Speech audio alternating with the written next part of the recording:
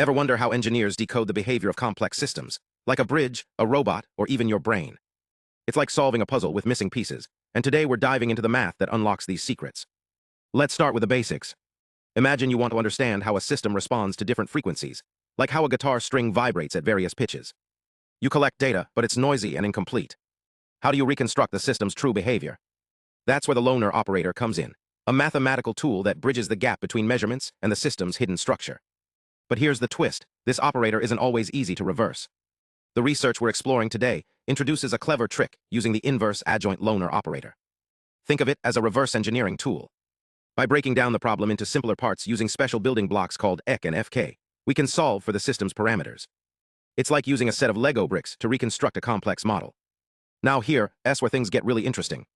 The paper derives a key result, a bound on the identification error, how far off our reconstructed system is from the real one. This bound depends on two main factors: the minimum gain of the Loewner operator, a measure of how sensitive the system is to changes, and the noise in the data. The bigger the noise or the smaller the minimum gain, the larger the error. But how do they prove this? They use optimization techniques, balancing two goals: minimizing the difference between measured and predicted responses, and keeping the system model simple, low order. This trade-off is similar to the classic bias-variance dilemma in machine learning: too simple, and you miss the details; too complex, and you're just fitting the noise. The math gets dense, but the takeaway is clear.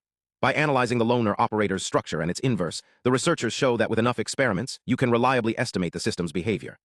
And when data is noisy, this bound tells you exactly how much error to expect. So why does this matter? In real-world applications, from robotics to neuroscience, understanding these limits helps engineers design better systems. It's not just about solving equations, it's about building trust in the models that shape our technology. Now let's shift gears. Imagine you're trying to predict the stock market. A model too simple misses the twists and turns. One too complex gets lost in noise. The key is the Goldilocks zone, just right. Enter LNNM, low nuclear norm minimization, a mathematical simplification filter. It works by minimizing the nuclear norm, a way to measure system complexity.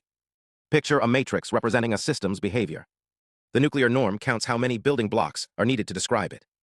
By shrinking that number, LNNM favors models that are simple but still accurate. It's like editing a 10-hour movie into a 10-minute highlight reel, keeping the essentials, cutting the fluff.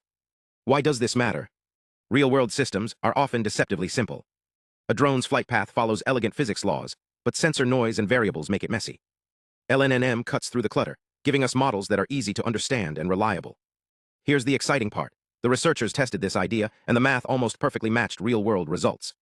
They found that prediction errors scaled exactly as their theory predicted, like a recipe that works almost perfectly, needing just a dash of salt. But there's room to refine it. Future work could sharpen these predictions, making systems even more precise. So what's the takeaway? LNNM isn't just another equation. It's a tool that helps us see the forest, not just the trees. Whether training AI to recognize faces, designing smarter cities, or understanding brain function, this approach is paving the way for smarter, simpler solutions.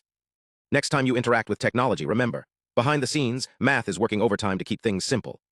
Thanks for watching, stay curious, and we'll dive deeper into the magic of numbers next time.